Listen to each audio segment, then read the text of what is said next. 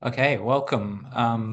That's gone five past, and I think the number of attendees has kind of leveled out. So, thank you for attending this afternoon's Fundamentals of Fluorescence Microscopy webinar. This is going to be the first of a series of three webinars hosted by the Biological Optical Microscopy platform at the University of Melbourne. My name is Paul McMillan. I'm the manager of the BOMP platform at the university. And so today we're going to go through the first of those three lectures covering fluorescence and fluorescence microscopy. But before we get started, let me just acknowledge the traditional owners of the land on which we're meeting, which for me is the Wurundjeri Woi-wurrung people of the Kulin Nation, and pay my respects to their elders past, present, and emerging, and any Indigenous people who are joining us for this presentation today. Okay, the other thing, so although this is being run by BOMP, we have people attending from across Australia through the Light Microscopy Australia Society, of which I'm the president. So I just wanted to give you a quick background if you're not already an LMA member and maybe suggest why you might want to become one. So we have 250 members across Australia, pretty much from all states and territories. If you were to become a member, we provide travel bursaries for conferences, workshops, and lab visits, that type of thing. We do a lot of in-person and virtual data analysis workshops across the country. I think there was something just short of 30 of those last year.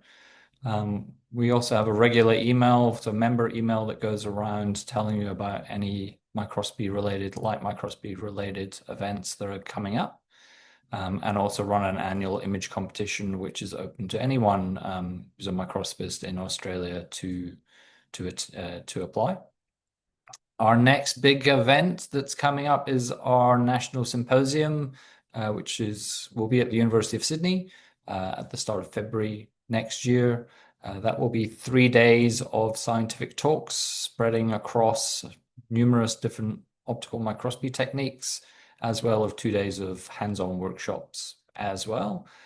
This year we're incorporating both the AusBIAS, which is a bioimage analysis group, and the IMOS group, which is intravital microscopy groups as well within the LMA program. So if you want more information about Light Microscopy Australia, you can become a member at the website at the bottom there.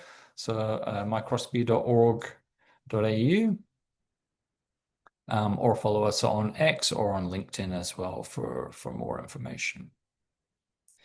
Okay, so I mentioned this is a three-series webinar. Today we're covering the fluorescence and fluorescence microscopy. In 1 week's time, I'll give a talk on sample preparation, the number of different experimental applications that are possible in optical microscopy, and image ethics.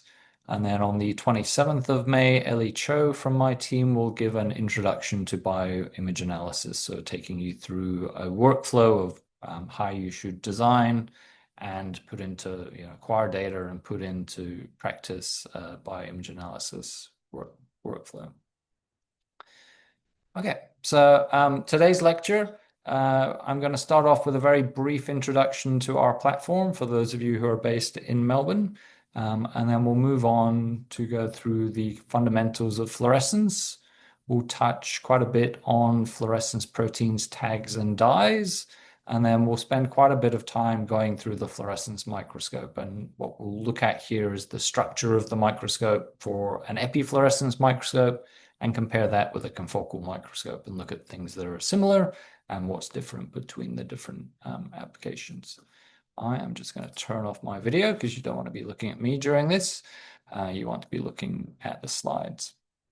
And what I should say is at the end of each of these sections, if I can get it to work, I'll bring up a poll within Zoom and we'll test your understanding of what we've gone through in each of those sections.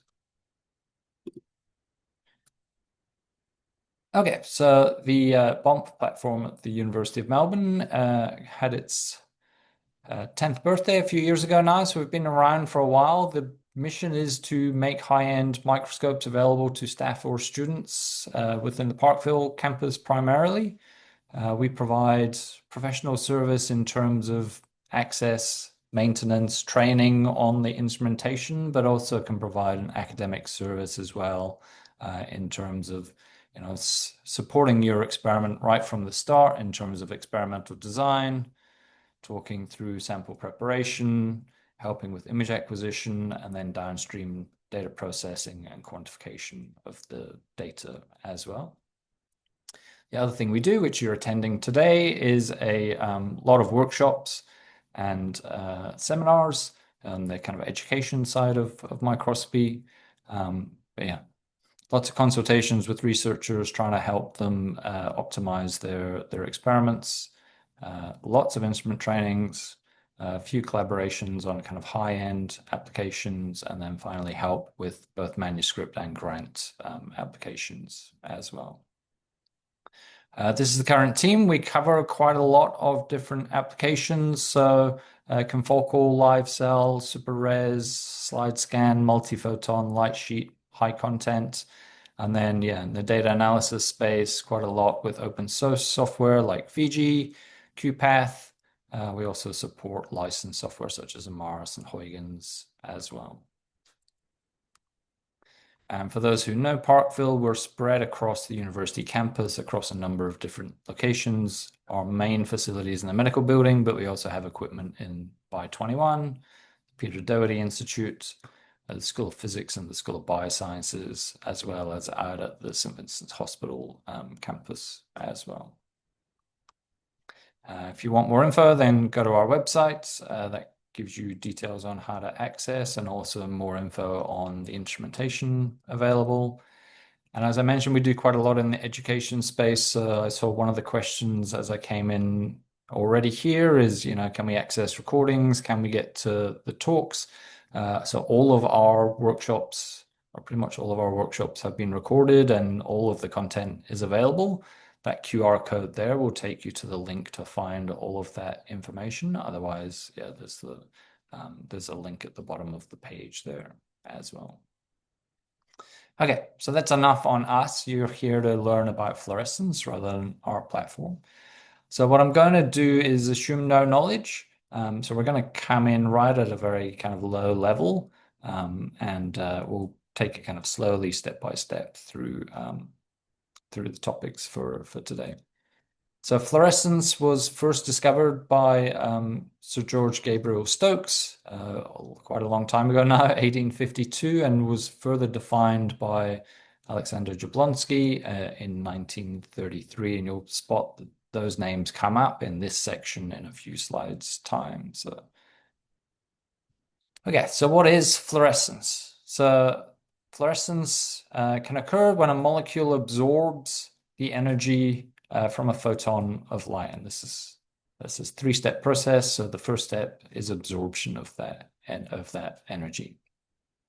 The molecule comes into what's known as an excited state before finally emitting energy back out again in the form of a photon, and this is the emission state. So there's that three-step: absorption, excitation, and emission. And we'll cover over those in the next few slides. In terms of what molecules can be fluorophores, then there's three examples here of three different fluorophores that all have lots of different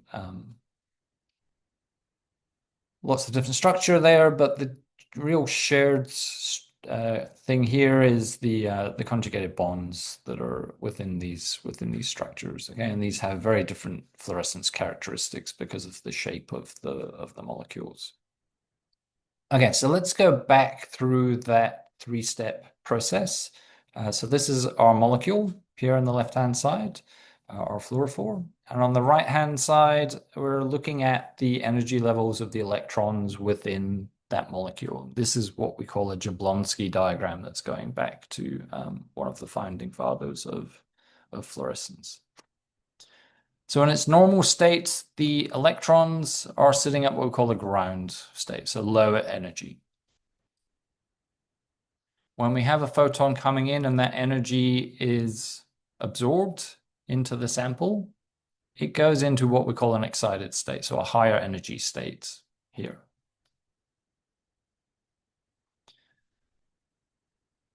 After that, after a very short period of time, there is a slight amount of energy loss, and the electrons will go down to what we call a minimally excited state. So it's still excited, but it obviously got a little bit less energy there than we had when we were first excited, and we'll talk through that in a few slides' time as well.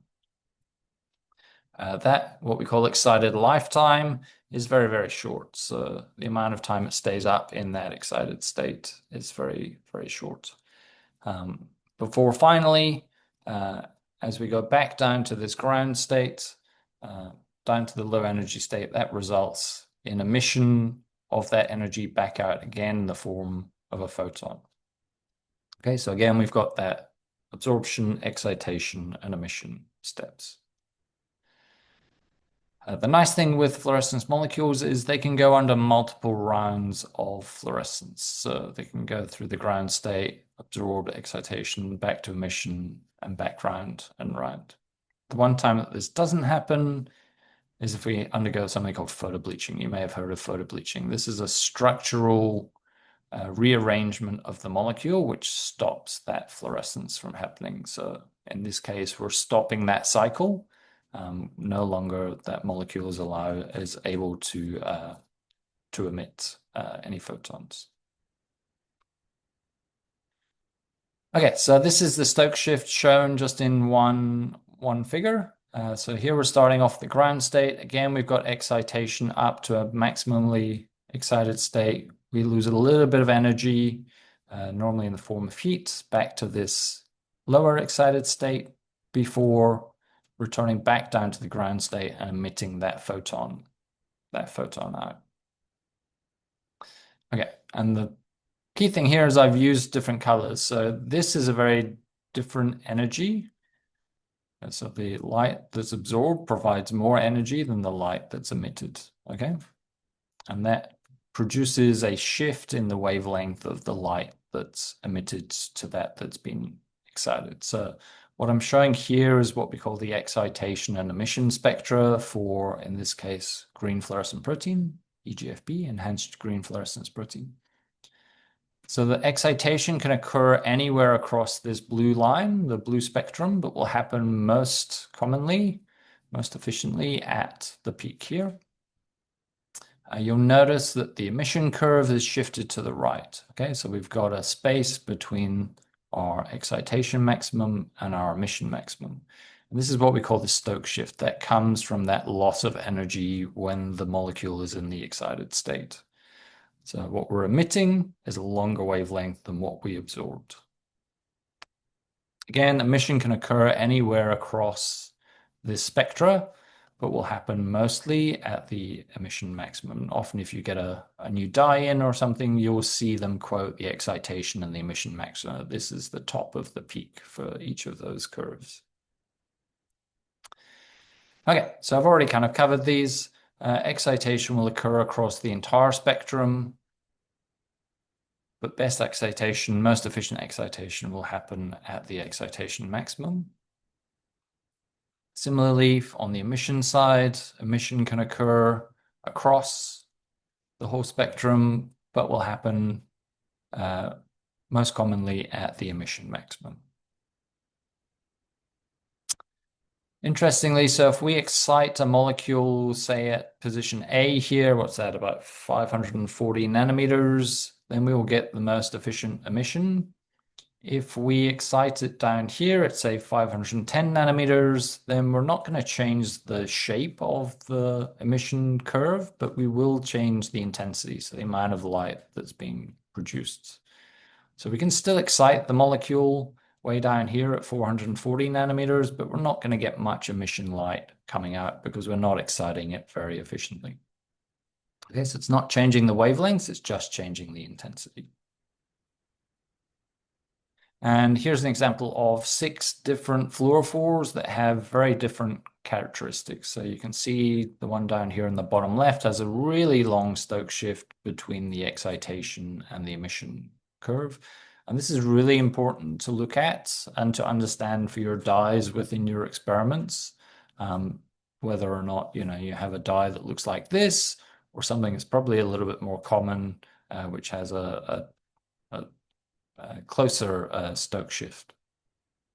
Okay, so again, something to really worthwhile looking at. Don't just look at the excitation emission spectrum, maximum, but actually try and find the spectrum if you can that you're using for your experiments. Okay, so to summarize fluorescence, we have our excitation spectrum. This is the same as the absorption spectrum of the molecule. So excitation can occur anywhere across the spectrum, but most efficiently at the excitation maximum. If you remember, that's the molecule absorbing the energy from the photon, becoming excited. We lose a little bit of that energy as heat. That produces the Stokes shift here, the shift to the longer wavelength, before we're emitting the molecule, the photon back out as we return back down to the ground state. Again, emission can happen anywhere across this curve, but will happen most commonly at that emission maximum. Okay, so we've covered 3 of the most common fluorescence properties, but there are a lot more that we need to take into account. So one is the extinction coefficient. This is equivalent of the absorption coefficient. We can think of the quantum yield, which is the number of photons emitted per photon absorbed. That's normally between 0 and 1. We have a readout of brightness, which is extinction coefficient multiplied by the quantum yield divided by 1,000. One thing that might be of interest is the pKa of the fluorophore. That's the acid dissociation constant. Essentially, the molecule will only fluoresce above a certain pH, and that's what that pKa value is. We talked about photobleaching, so trying not to damage the molecule and therefore reducing the ability for that to undergo fluorescence. So we can look at the measure of the stability of the molecules. So T-half for bleaching in seconds. And then finally, the other thing we quickly touched on was the lifetime. So the length of time that molecule stays in that excited state, and that's between pico and nanoseconds, so very, very short periods of time. Okay, let me see if I can get this poll working. So we'll open this up. This is completely voluntary. You don't have to do it, but yeah, it would be good to just test your understanding. So feel free to have a go. Okay, so let's go through that. I'm not sure if you can see the answers there or not. The first question, so what is the correct order of events in fluorescence? So that should be absorption first, followed by excitation, and then finally emission. The question that asks what best describes Stokes shift, that is the third option, which most people got correct, which is good. Heat loss that results in an emission of a longer wavelength photon. And then finally, question number 3, what should you match your illumination wavelength to? In this case, it should be the excitation maximum, which again, most people have got that answer correct. So yeah, good to see that most people are following along. I've just put those results up to see everyone can see what the correct answer should be.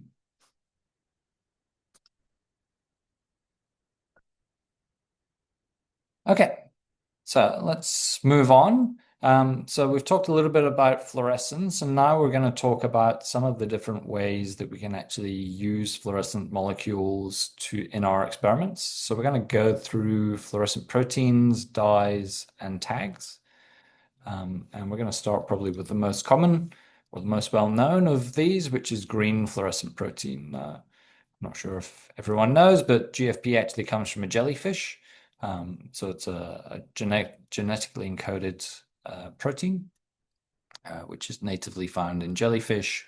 And if you're lucky enough to work on jellyfish, then you can get a Nobel Prize. So Shimomura here was a jellyfish researcher who used to go out and troll jellyfish and try and work out what they were made of and how they worked. So he first identified GFP. Martin Chalfie took the GFP molecule and was one of the first people to use it to tag and follow proteins within cells. And the late now Roger Chen really took the discovery of these fluorescent proteins and opened up a whole new world in terms of color palettes and things like that, different functions of fluorescent proteins. So how should we use them? So as I mentioned, it's genetically encoded, so it has a DNA sequence. So we can use that to investigate proteins that we're interested in. So what we need to do is make a fusion protein. So say we have our protein of interest here. We would fuse the DNA sequence in frame with the GFP molecule. That would create a fusion protein that has both our protein of interest and the GFP molecule. And we can use that to track in whatever model system we want. There are a couple of considerations that you might think of. So here in the diagram, I have our protein of interest as an N-terminal tag to our GFP, or we also have the GFP as an N-terminal tag to the protein of interest. The main thing here to think about is if your protein of interest might have any targeting sequences. So say like proteins that go to the mitochondria often have a mitochondrial sequence at the N-terminus versus if you have a endoplasmic reticulum located protein that also has a targeting sequence at the C-terminus. So you might decide N versus C-terminal tagging based on that. Yeah, so I've gone through that. Trafficking motifs. The other thing that's really important to think about is the secondary structure of the protein of interest that you're tagging. So if there is a structure known, if the C-terminus of it sits internally within your protein, then you're probably not going to want to add this massive GFP molecule onto it. It might disrupt the your protein of interest. It might change its behavior. One thing to bear in mind is the GFP molecule is really quite large, so it's 27 kilodaltons in size. So yeah, we need to be careful we're not changing the behavior of the protein that you're interested in. The other thing to look at is the expression levels. So I would normally suggest that you go with as low an expression level as you can get away with, because as you see in this figure, as you increase the expression level, you can really, again, change and perturb the system that you're trying to look at by overexpressing the protein. And often if you're using plasmids, then they use viral promoters, which are often quite strong. So yeah, just be careful about potentially modifying the system you're investigating by overexpressing molecules. As I mentioned, GFP is fairly ubiquitous now, so you can use it in a whole bunch of model systems from bacteria up to much larger organisms like rabbits and mice and rats. And yeah, the really interesting thing with the GFP molecule itself is that it forms this very ordered structure. So it's what we call a beta barrel conformation. It has lots of beta sheets which form this kind of barrel. So this is a top-down view of the molecule with these beta sheets on the outside, and inside we have the molecules which combine to make the fluorochrome. So they're made up of 3 amino acids, tyrosine, glycine, and serine, which make up the fluorophore, which sits in the middle of that beta barrel structure. So fairly well protected from anything else in the environment. I mentioned Roger Chen was really important in terms of opening up the color palettes of what's available. So we started off with GFP, and there was a lot of research which still goes on today in terms of point mutations within these molecules to try and change the characteristics.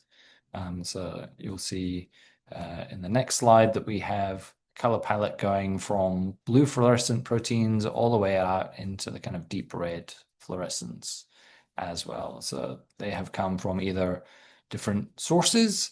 So this is our DS red derived mutation map versus the GFP derived mutation map. But yeah, by changing some of the molecule, some of the amino acids within these sequences, we change the characteristics of the fluorescent protein. So why is having a large color palette important? Sorry, I'm skipping ahead. So that's, yeah, fluorescent proteins. There are a couple of properties there which are in addition to the basic fluorescence properties. One is oligomeric state. So ideally, if you're tagging a protein of interest and you want to look at its behavior, you want to make sure that the fluorescent protein you're using is happy to be a monomer. Often they like to dimerize or form tetramers. The other thing you might want to take into account is their maturation rate as well. So how long does it take for that fluorescent protein to fold and for the fluorescent molecules to come together to make the fluorophore as well. If you're not sure, then there's this very good website, fpvis.org, which plots a number of the different characteristics of fluorescence, which we've already talked about. So you can start to, look at potential proteins that you might want to use for your experiments. Okay, so I was talking earlier on about the color palettes and why we might need to have that nice wide color palette. Very often we'll have our protein of interest, say perhaps it tags to a GFP molecule, but often in fluorescence microscopy related research, we want to co-express something with that or look at another structure. Is my protein going to such and such an organelle? In which case we can use a second or a third fluorescent protein, in this case RFP and CFP, to actually tag other parts of the cell that we're interested in comparing. So this is obviously a commercial list, but there are lots of known trafficking signals that we can use to traffic our fluorescent proteins to where we want within the cell. So things like nuclear localization signals for the nucleus, nuclear export signals for the cytoplasm. This is the K-del motif is the ER retention motif I was talking about earlier, which is at the C terminus of your protein of interest. This pyruvate dehydrogenase E1 alpha has an N-terminal sequence that directs it to go to the mitochondria, or we can tag proteins that go to known locations. So example here is LAMP1 for lysosomes or RAB5A for endosomes. So we can co-stain not just our protein of interest, but actually look at and compare other compartments on other proteins as well. Also, if you get bored on a Friday night and you have availability to all these, you can grow them in bacteria and draw them on a bacterial plate. This again is out of the Chen lab. Okay, so that's kind of your standard fluorescent proteins in different colors. What I wanted to highlight now was a few other possible applications using fluorescent proteins. So I mentioned earlier on that GFP and other fluorescent proteins are very large tags, which can change the behavior of the molecule that they're attached to. One way of getting around that is to create what's called a split fluorescent protein. In this case, this is your molecule of interest here, and it has just one of the beta sheets from the GFP molecule. Okay. At the same time, you co-express the GFP molecule minus this beta sheet. And the idea is that when these two things come into contact, that beta sheet binds it and creates the fluorophore, and you will only get fluorescence when these two things come into contact. So it can be really useful for looking at things like protein-protein interactions or trafficking, protein trafficking, where you don't want to attach this massive GFP molecule onto yours. So it's a much smaller 15 amino acid sequence that you end up using in this case.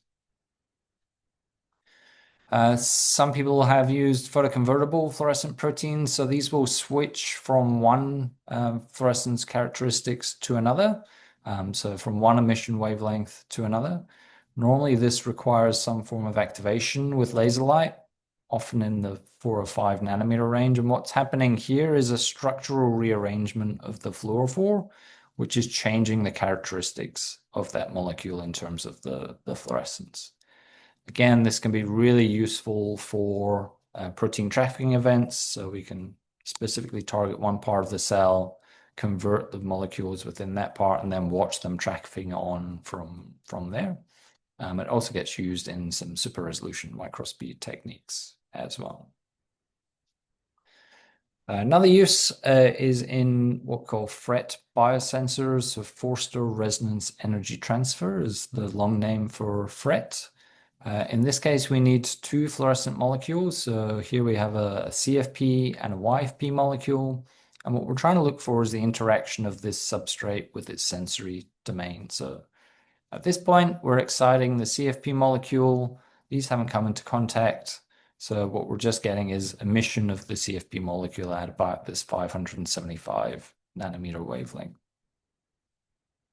When these two parts come together, what we'll find is the fluorescent proteins will come within a sufficient distance for FRET to occur, which is normally about 10 nanometers.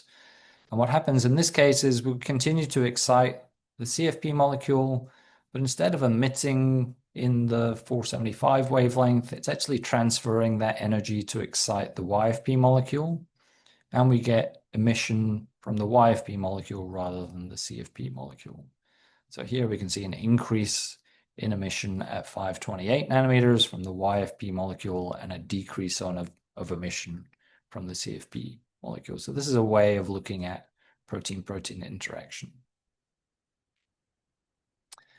Okay, so that's probably enough to cover fluorescent proteins. The next thing I wanted to discuss was a way of labeling, again, our proteins of interest, but in this case, using something called an epitope tag.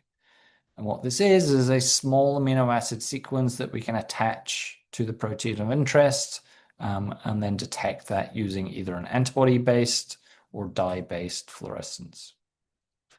So some examples here are MIC tags, HA tags, tetracycline tags, V5 tags, as a halo tag, which is relatively new. Again, that's a little bit larger. So MIC, HA, TC, these are all very, very small tags in comparison to the 27 kilodalton GFP molecule or fluorescent protein molecule.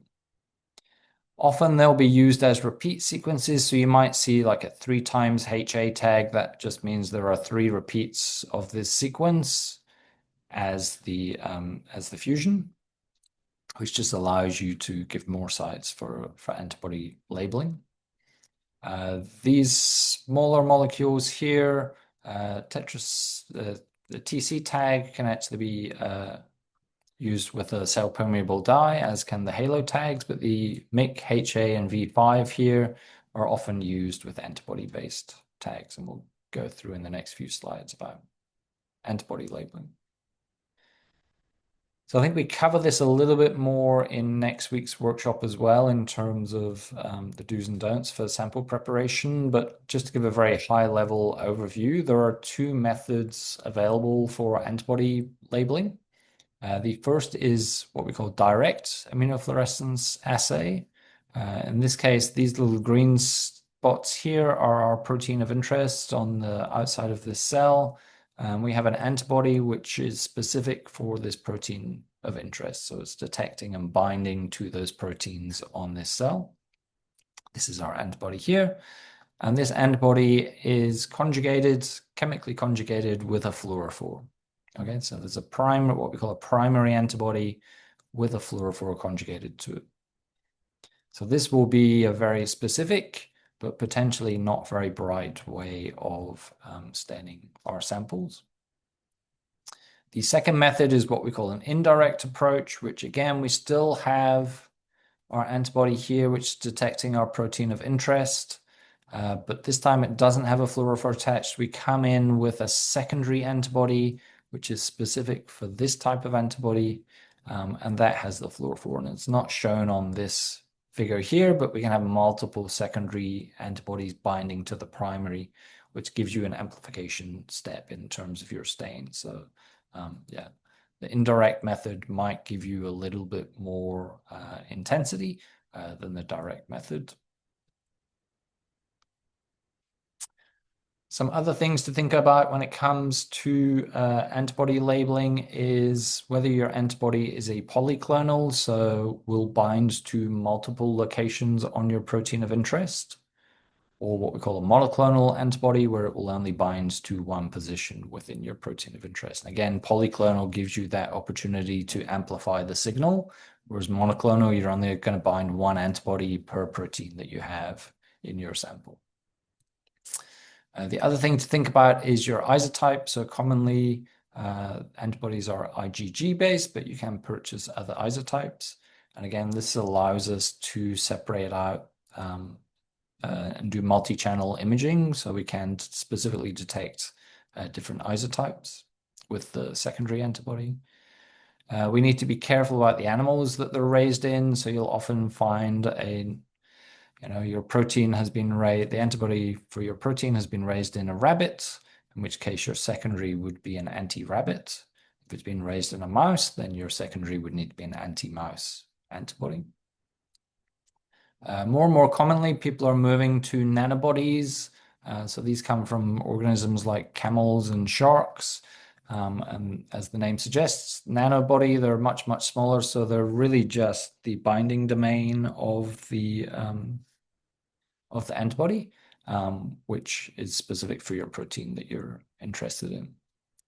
In terms of where you can get these from, so you can buy commercially available antibodies that have already been established through companies like Abcam, or you can also design, if there are no commercially available antibodies, you can design antibodies against your specific protein of interest, most commonly commercially as well, although used to be able to do that within your own institute, but I think now it's mostly commercial based.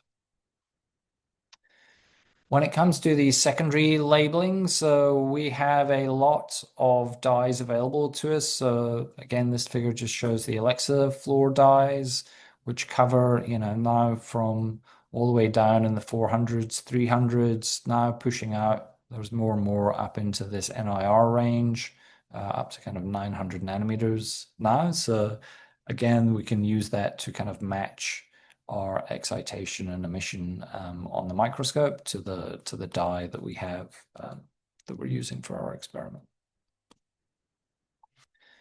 Another thing to think about, and we've covered it a few times already, is the photo bleaching. So we commonly have people coming to us with things like FITSI, so some of the older generation dyes, often dyes that are used for flow cytometry, are not that good at microscopy, so often go through photo bleaching. So yeah, we want a good quality dye that's going to be able to withstand the amount of light that we're going to be putting on them to take the microscopy images. Whereas if you use something like fluorescein, it's going to bleach pretty quickly, which can make any quantitative analysis quite difficult.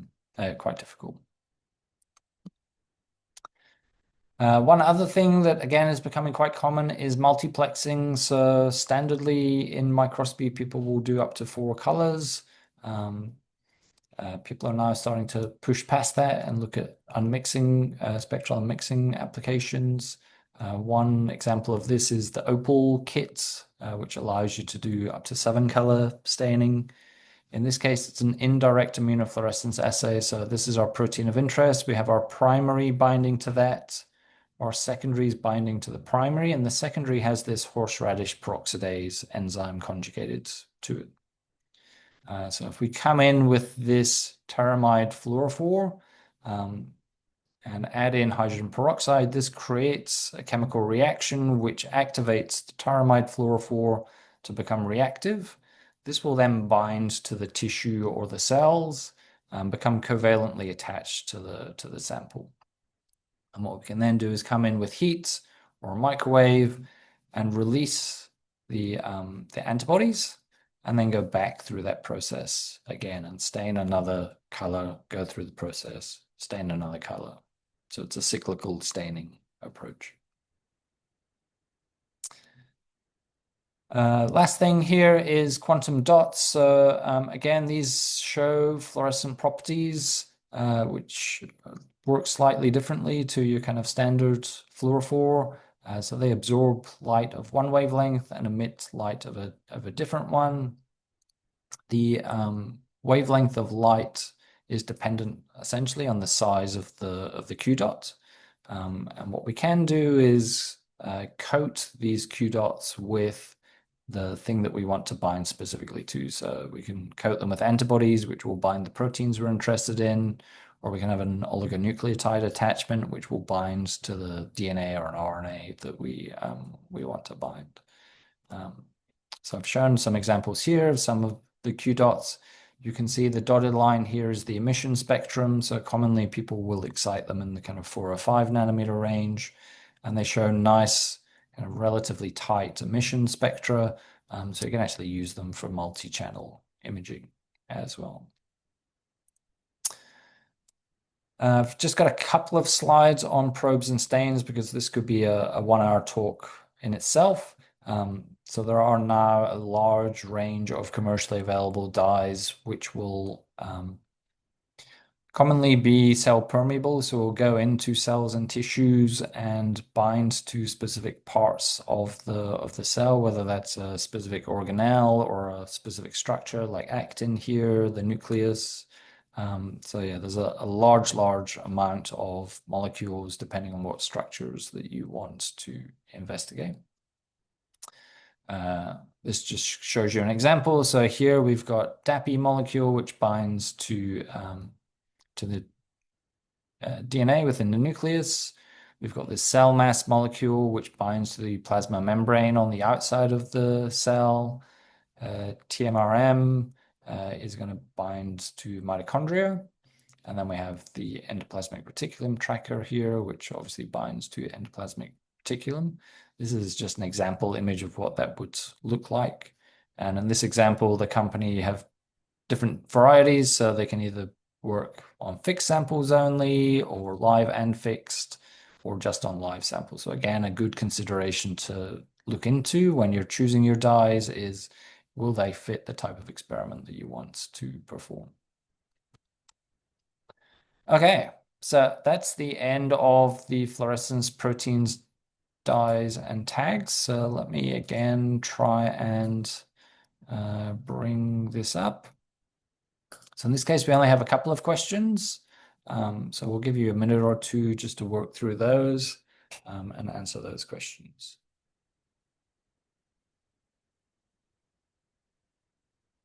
And looks like everyone's pretty much done.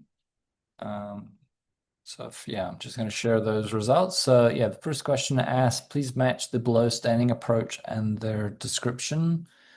So number 1, fluorescent proteins, which most people have got, is genetically encoded and can be used in live and fixed samples. For number 2, it's direct immunofluorescence. Again, most people have got, requires a primary antibody conjugated to a fluorophore. Number 3 is for indirect immunofluorescence, which the majority of people have got correct, which requires a primary antibody and a secondary antibody. The secondary antibody is conjugated to a fluorophore. And then finally, the epitope tag is genetically encoded that can only be detected by antibodies and dyes.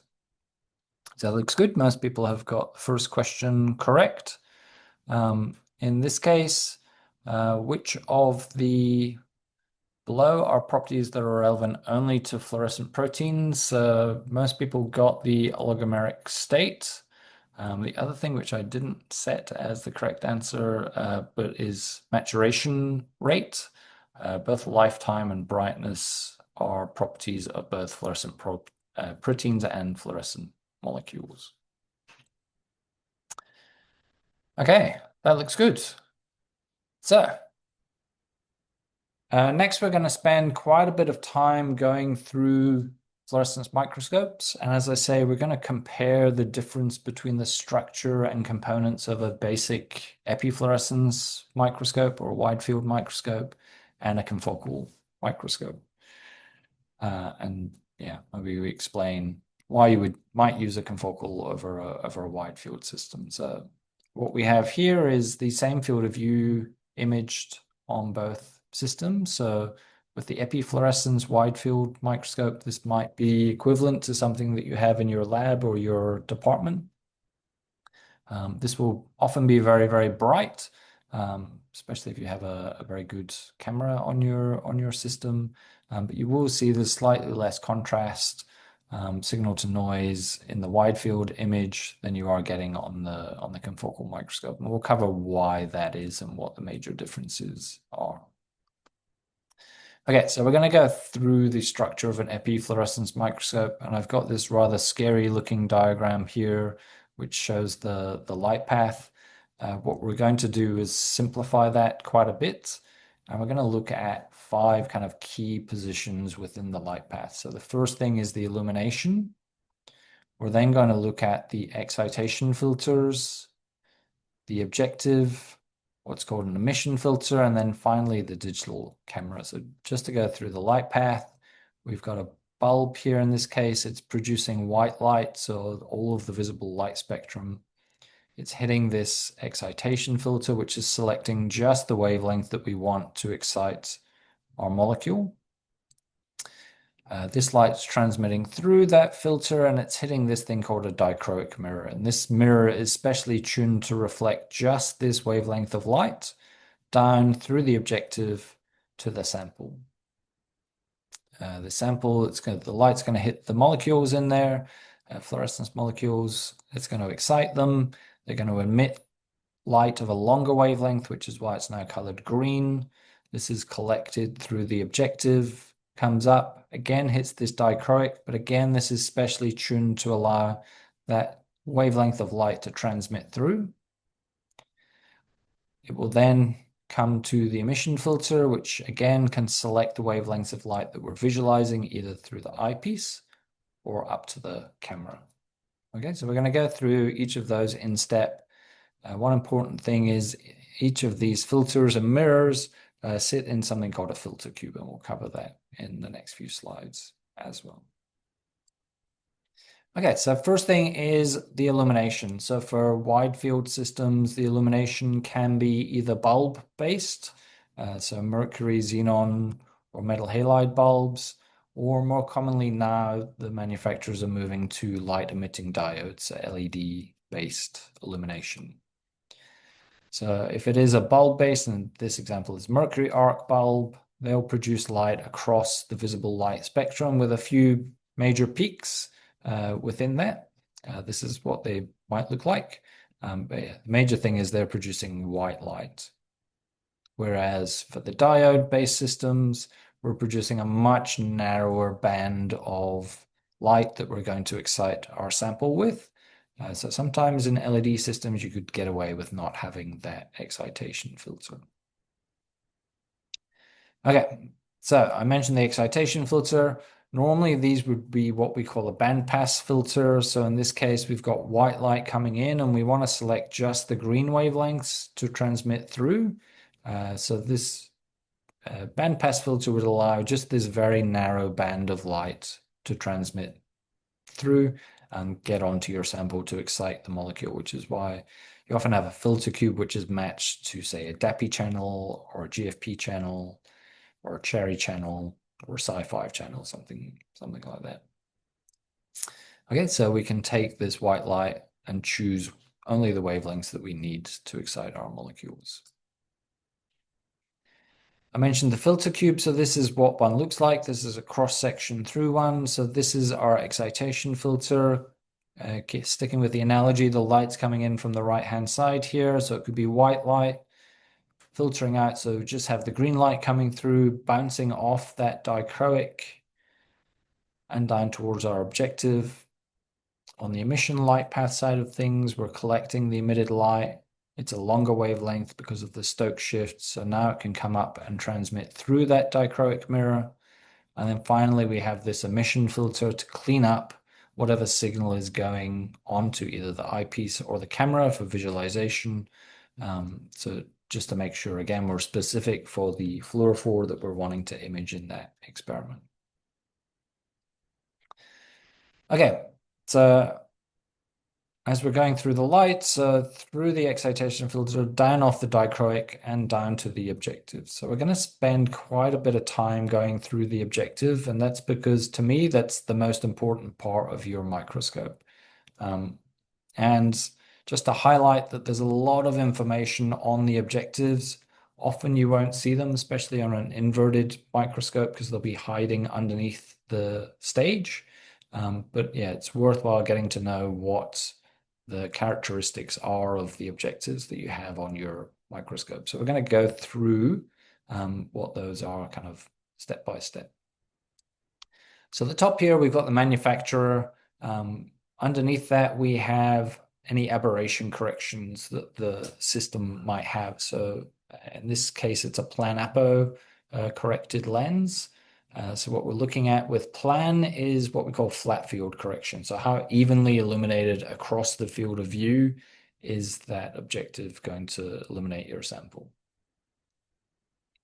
For the apo correction, this is what we call a chromatic aberration correction. So this controls the focus points for each of your channels. So does your blue, green, and red channel focus to the exact same point, or is there a slight offset between the different wavelengths in terms of where you're focusing within your sample? And again, this is something really important to know, especially if you're trying to do things like co-localization analysis. You want to know that you're comparing the same focal plane for both channels that you're comparing. Next thing is the magnification. So this is giving you an idea of the zoom factor, optical zoom factor of this objective. The number behind that, this 1.40, that is what's called the numerical aperture of that lens. And this is going to give you a readout of the resolution of that lens. So magnification is the zoom, numerical aperture gives you the magnification. The resolution. After that, it's going to tell you the immersion medium. So in this case, this is an oil lens. That means it needs oil between the objective and the cover slip to be able to image correctly. This could also be things like glycerol, water, or silicon immersion medium. If there is nothing written there, then it will be an air lens, so it will not require anything between the objective and the cover slip to allow for imaging. You'll often be able to tell air lenses pretty well because they standardly have a numerical aperture of less than 1. Okay, next thing down is we have any special optical properties. So this is DIC imaging, which is a contrast-based method. So this lens can allow DIC imaging. The next two things are really, really important. So this number here, 0.017, that is the cover slip thickness that the objective is expecting in the light path. And that corresponds, if you look over here, cover slip thickness of 170 microns. So this is in millimeters, 0.17 corresponds to 170 microns. That corresponds to a number 1.5 cover slip. So if you go to your lab and you find you've got a bunch of number 1 cover slips, that's probably fine if you're doing histological sections. If you're trying to do anything in 3 dimensions, then I'd really strongly suggest that you use only a number 1.5 cover slip for any 3D based work. The last number we're going to cover is WD, so that's the working distance. And again, this is in millimeters. This is the distance past this cover slip that you can focus before you hit the objective into the cover slip. So that's your kind of maximum working distance of the objective. So let's go through a few of those things a little bit more in detail. So I talked a little bit about resolution and how that's a function of the numerical aperture and not the magnification. Okay, so there's a couple of equations here for the lateral resolution, which is the resolution in the XY direction for wide field and confocal. And you can see there is no magnification in that equation. There's just the wavelength of light that you're collecting and the numerical aperture. In the table here, I've plotted the confocal resolution. This is theoretical values. So for, say, a 100x objective at a 1.4 NA, the theoretical value for GFP is about 140 nanometers. In theory, in practice, that's probably more like 200 to 250 nanometers. This assumes a perfect optical system. let me reassure you, your microscopes are not perfect optical systems. So yeah, in practice, it's probably more like 200 nanometers resolution as the best you can get from a standard confocal system. When your numerical aperture is the same, so in this example here, you'll very often find that a 100x and a 63x have a very similar numerical aperture. Then you should use the lower magnification lens as they are brighter. So again, there's an equation there. So I would always use the 63x 1.4 over the 100x 1.4 lens.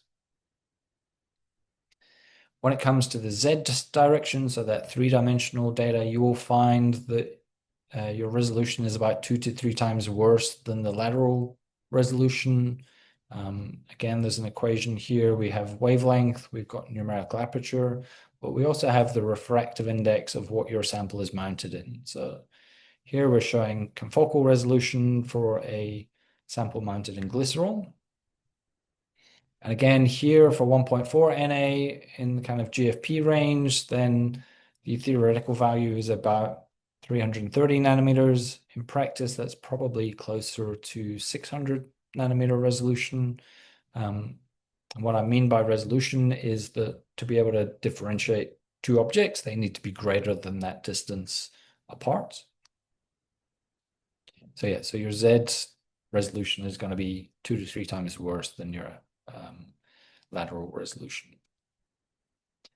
Here's just a picture showing that. So the same field of view imaged with an objective with a NA of 0.75 versus an NA of 0.14. Okay. So I mentioned it already, if you're doing colocalization analysis, you probably need to use a high numerical aperture lens to get the best possible resolution so that you can see that your green and your red channel here are probably not highly colocalized. Whereas if you image it with a lens with a low numerical aperture, then it probably looks like there's a lot more colocalization going on. Again, we discussed this for brightness. We have both numerical aperture and magnification as factors important in brightness.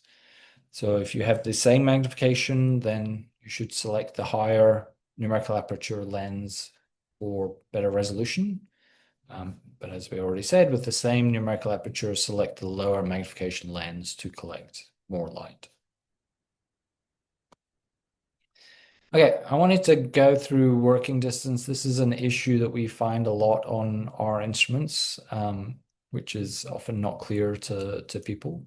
So as I mentioned on the covers on the side of the objectives, you can find a lot of the information for all of the BOMP systems. We have these specification sheets for each of the objectives, gives you the magnification, the type of immersion required, so either oil or air in this case, the numerical aperture, the working distance of that lens, and then the expected cover slip thickness. So you can see in all these examples, they're all expecting that number 1.5 cover slip. There may be objectives that you come across that have a correction lens that allow you to correct for cover slip thickness. But most systems, most objectives will be expecting that 170 micron thickness. So the way I look at this is this objective here, which is an 18.5 millimeter working distance. If I have the correct cover slip in place, I can go 18.5 millimeters into that sample without driving the objective into the cover slip. Similarly for the 10x, that's got a 2 millimeter working distance. For some reason, I've got it marked as 5 here. So in this example, we can go 5 millimeters into the sample. Okay, but if we're trying to get really high resolution information, so we've got the 63x here or the 1.4 Na, we can only go 140 microns in. So if you're trying to do really thick samples, you're kind of limited by the working distance in terms of how far you can go into the sample. The other thing to be aware of, and we often encounter this problem, is that people come to us with samples mounted either on slides and they're trying to image through the slide, or they have samples on plastic bottom culture dishes, so things like 6-well plates, 96-well plates. Both of those are about 2 millimeters thick, so way thicker than the system is expecting the number 1.5 cover slip. So in this case, this kind of negates your working distance. So if you have these samples, you will not be able to image them on the high magnification lenses. So 63x is out, 40x is out, 20x is out. You can only image them on the 10x or the 5x here because the working distance is greater, but it is going to cause you problems. So you're not going to have the full working distance. And also it's going to potentially cause you optical problems, especially in 3D data, that you're going through much more glass or plastic than the objective is expecting. Yeah, so really important thing to look at the start of your experiment when you're designing, does the system have the correct objectives for what I want to do in my experiment? And yeah, please don't use the objectives and try and focus if there's no way you're going to get through what the sample is mounted on. When it comes to objective care, so for those lenses that are air lenses, please avoid contact with the immersion oils. If you do accidentally contaminate one of these air lenses with oil and it's a bump system, then please let us know as soon as possible. We'll come and clean that up for you. Or if you're at another institution, then let whoever knows responsible for that microscope to try and clean that up. For other immersion lenses, so the example here is oil. We normally take a three-step approach. We use designated lens tissue, so not Kim wipes or nasal tissues. These are too abrasive for the lenses. What I normally do is take a strip of lens tissue and dab that and move that across. So you can see here, that's the first dab with lots of oil and then reducing amounts of oil until we're pretty much cleaned off the majority. In our facility, we get our users to clean the lenses with 80% ethanol. My team comes in weekly and cleans the lenses as well with some stronger solvents. But the users will soak lens tissue in this 80% ethanol, and then we ask them just to kind of let that sit on top of the lens and kind of gently just pull it across. So we're not applying any downward pressure. We're just swiping across the top to remove any excess oil with the ethanol. And then the third part, we'll take a dry piece and move around the outside, the metal outside part of the lens, just again, remove any excess ethanol or oil that's sitting there, not across this central glass part of the lens. We don't want to apply pressure and push grit and things into the front part of the glass. So that's a three-step process for cleaning objectives. Okay, so we're back in the light path. We've gone through the illumination, we've gone through the excitation filter, hit the dichroic, gone down through the objective, excited our sample. The objective's collected the emitted light, it's come back up, it's gone through the dichroic mirror, and now we're hitting the emission filter in that filter cube. Okay, and there are numerous different types of emission filters that we can have. So there's short pass, long pass, and band pass. And we covered band pass already on the excitation side. That's a very narrow range of wavelengths, can be very, very specific. Often on the emission side, you might see something called a long pass. In this case, this is long pass 520. That's going to let any light that's greater than 520 nanometers go through to the eyepiece or the camera. This is probably fine if we don't have another molecule that's in a further wavelength, longer wavelength that we might accidentally collect. There's another example here, short pass, which if we had a short pass 520, it would be anything shorter than 520 nanometers. But yeah, mostly on the emission side, it would be band pass as well. There is one example here of what we call a dual bandpass filter. You can also have quad bandpass filters where we actually, the light is allowed to travel through, in this case, for 2 channels at the same time. And what we rely on is the excitation of the green molecule at once, maybe with a light emitting diode, specifically for the green channel. We'll turn that off and then turn the diode on, which will excite the molecule in the red channel. So although the bandpass filter will allow both through, we're only exciting one or the other at any one time. All right, last place we're going is the digital camera. So again, this could be a 1 hour lecture in itself. There are lots of different types of cameras available. More and more of the companies are going to scientific CMOS. You might use, say, an EMCCD camera if your sample was really dim. Again, this is something that we as a platform kind of take care of for the researchers. Some of the considerations we're looking at are the quantum efficiency of the camera. So there are now cameras that are up to 95% quantum efficiency, which are obviously very, very sensitive. There's the pixel dimensions, which we'll cover later on in terms of, locking in the pixels within your image. There's options in terms of monochrome versus color. So again, most fluorescence-based microscopes should have monochrome cameras on it. We have some slide scanners that have both monochrome and color, depending on what the application is that you're doing.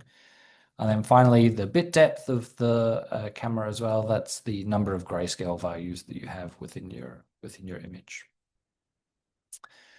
Okay, so we've gone through the kind of key structures on the epifluorescence microscope side of things. Next thing, we're going to go through confocal, and we're going to highlight the differences between the confocal microscope and the epifluorescence microscope. Okay, and as I identified in the first image where we had, an image taken on the wide field and an image taken on the confocal. Wide field, you're illuminating the entire field of view, so you're getting out of focus light coming onto the camera or into the eyepiece. In this case, you're going to get the best imaging happening very close to the cover slip. Whereas confocal, we get around seeing that out of focus light, and we'll cover in a few slides' time why that is. But in general, you see the light path is fairly similar. We've got a light source over here. We've got an excitation filter, a dichroic, and an emission filter. We've got our objective, but there's a few things in there that are slightly different. Okay, so we're going to go through these 5 over the next few slides. So first is laser illumination. There's something called the confocal scanner, which is in this image here. The confocal pinhole, which sits up here directly ahead of our detector. And the detector is very different as well. So it's a point detector, not a camera-based system. And we'll talk a little bit about the computer-generated image that these things produce. Okay, so laser illumination. What are the pros of doing that? So the nice thing is that they're monochromatic, so single wavelength is being produced. So again, you often don't need an excitation filter on that. They're a very narrow parallel beam, so they're what they're called collimated. And they're quite intense, as I'm sure James Bond found this situation quite intense. So yeah, here is just an example. So here's an argon laser that's producing light probably at about 490 nanometers. Again, yeah, no need for an excitation filter in this case.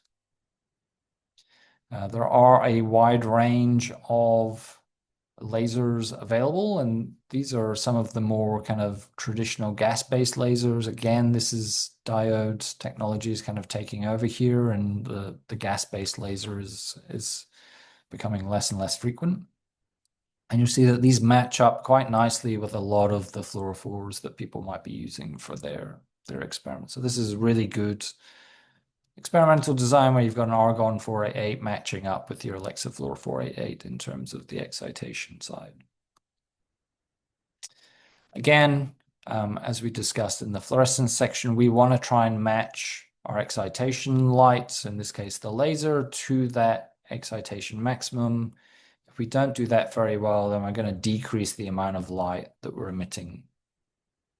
Yeah, so try and match as best possible your laser to the fluorophore that you've got on, or vice versa, the fluorophore to the laser that you have on the system.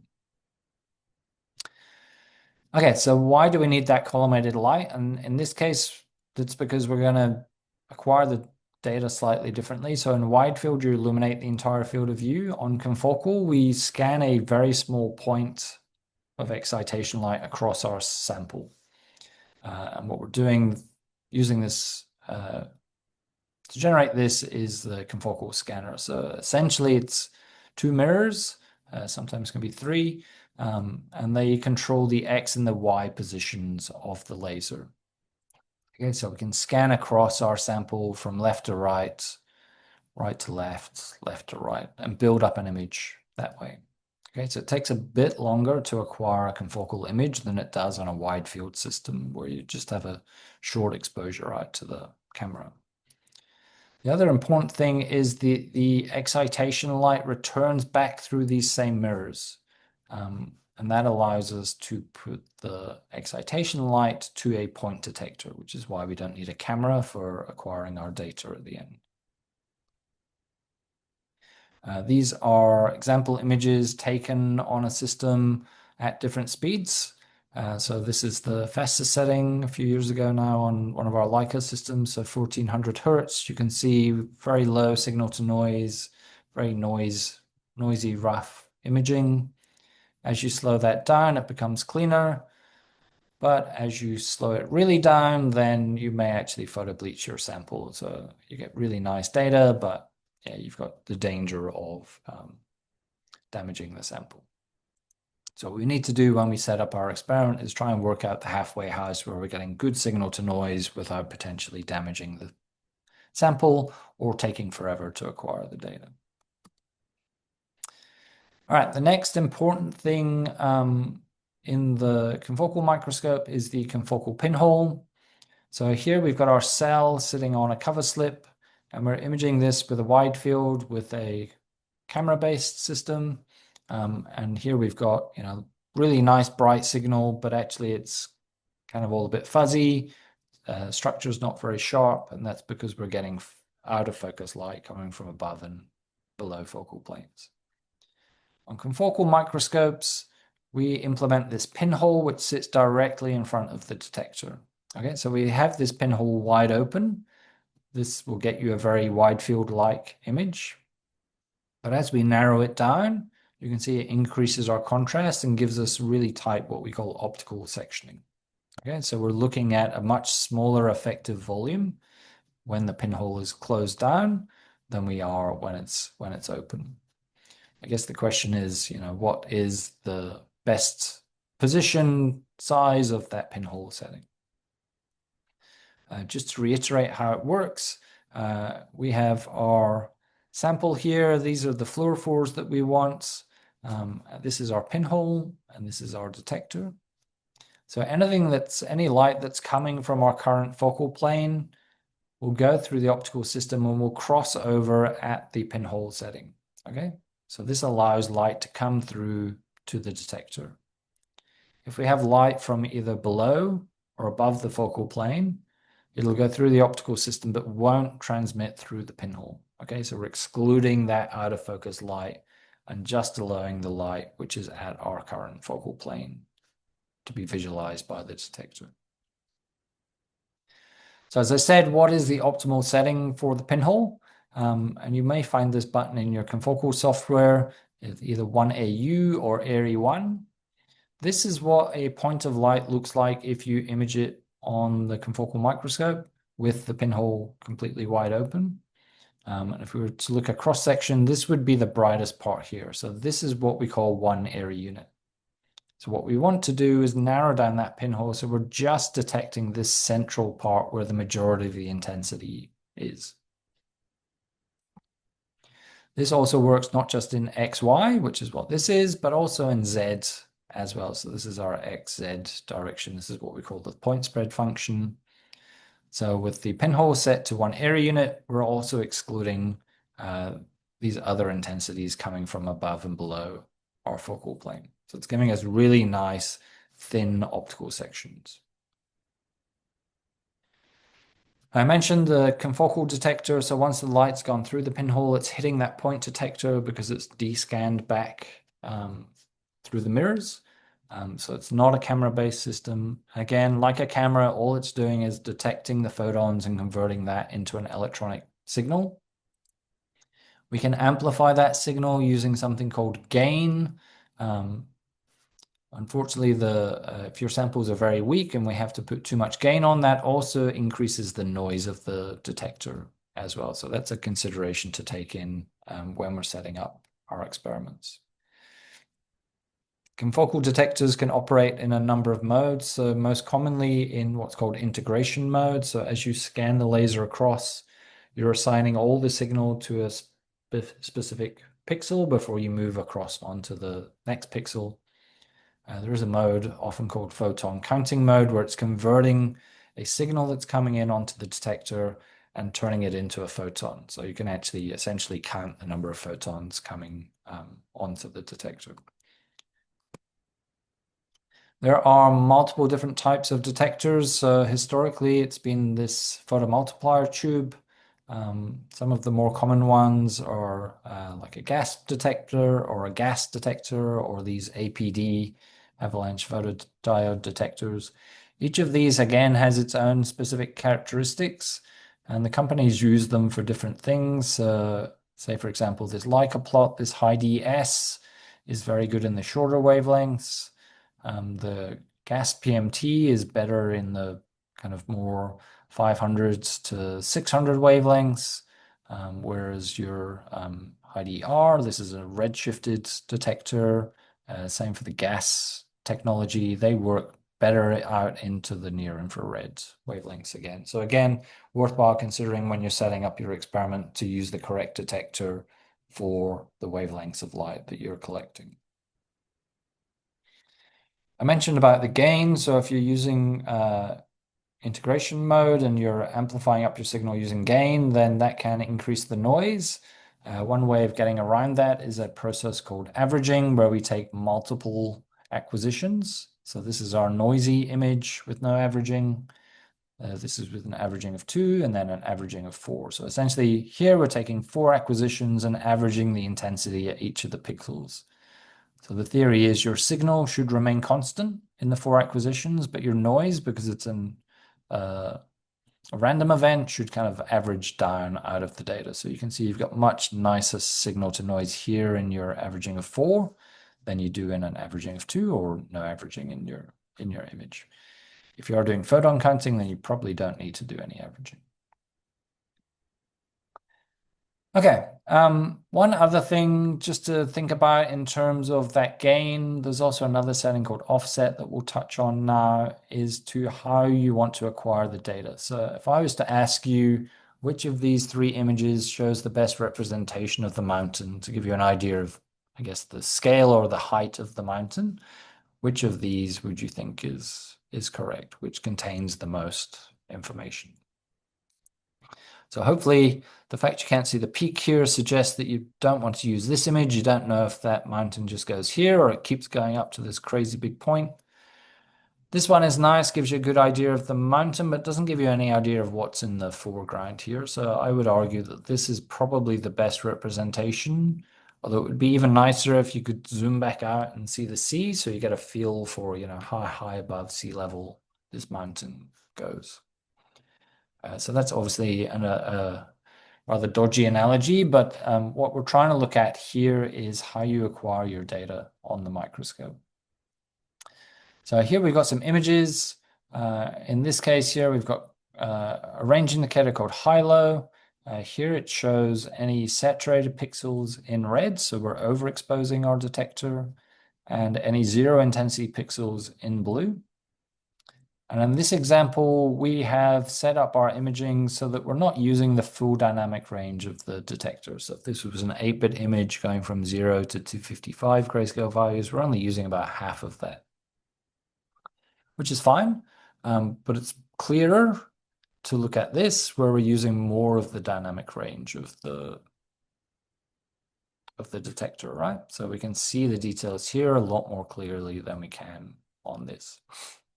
What we need to be careful of is that we're not overexposing, saturating the detector, okay? So again, you look here, these structures look larger because they're saturated. If we wanted to quantify the intensity, we wouldn't be able to do that. This high-low lookup table shows you that by showing you those pixels in red,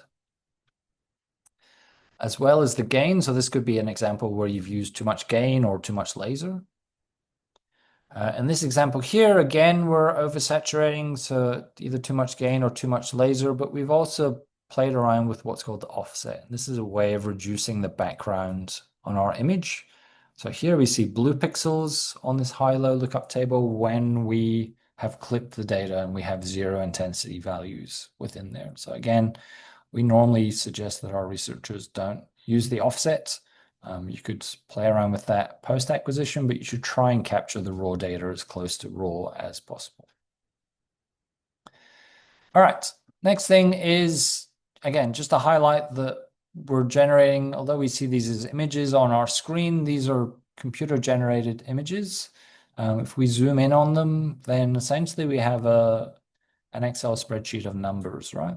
So it's like a mosaic with intensity values, although we see that on the screen as an image. So that's something to have a think about. We'll go through kind of some of the backgrounds of digital imaging over the next few slides. So as I mentioned on the last slide, your image is recorded as a numerical array of pixels, and each pixel has two characteristics about it. So an equivalent size within your image. So in this case, say 100 nanometers. And this talks to your sampling resolution that you set the image up with. And then also the intensity values, the gray levels. And this is defined by what we call the bit depth. So in this example, we've got 108 grayscale values in this pixel. So we'll go through each of those. So yeah, we need to be very careful when we're acquiring the data because we're locking in the pixel sizes at the time of acquisition. So that means your pixel size becomes crucial. There is a general rule that your pixel sizes should be about 3 times smaller than the resolution required. So hopefully you can see from the examples here that, you know, if we needed to count the nuclei in a field of view, then here you probably couldn't really do that. In this example, you could probably get away with it. This one, we're definitely in a good region. And in this one, we can really define it really well, but we're probably actually oversampled if all we need to do is count the number of nuclei. Fortunately, again, there is an equation that helps us with that. It's called the Nyquist-Shannon sampling rate. There are calculators available to help you look into that.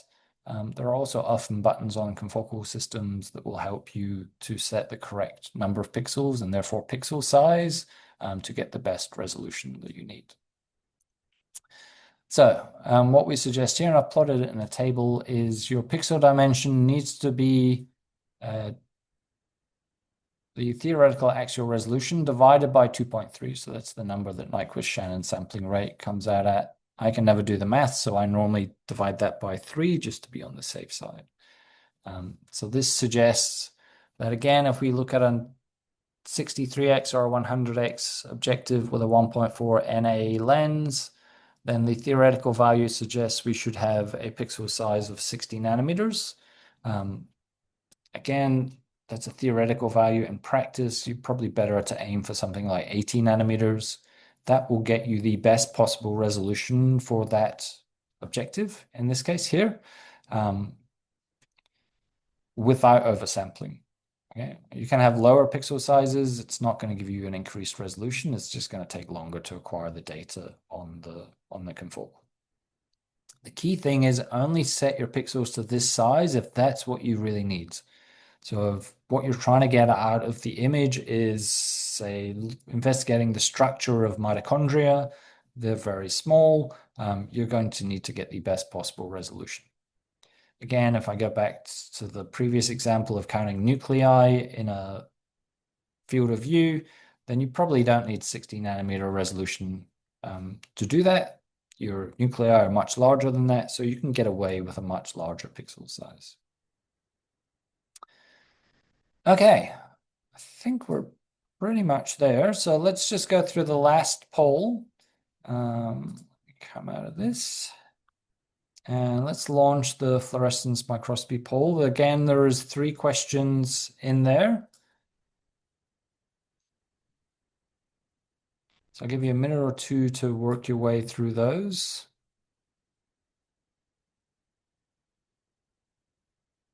Okay, let's end it there. Hopefully everyone got a chance to get through the majority of those. Okay, so let's again go through the questions in turn. So question one asks, please match the below attributes of an objective to their relevant effects. So the numerical aperture gives you a readout of image resolution, which is great. Most people have got that correct.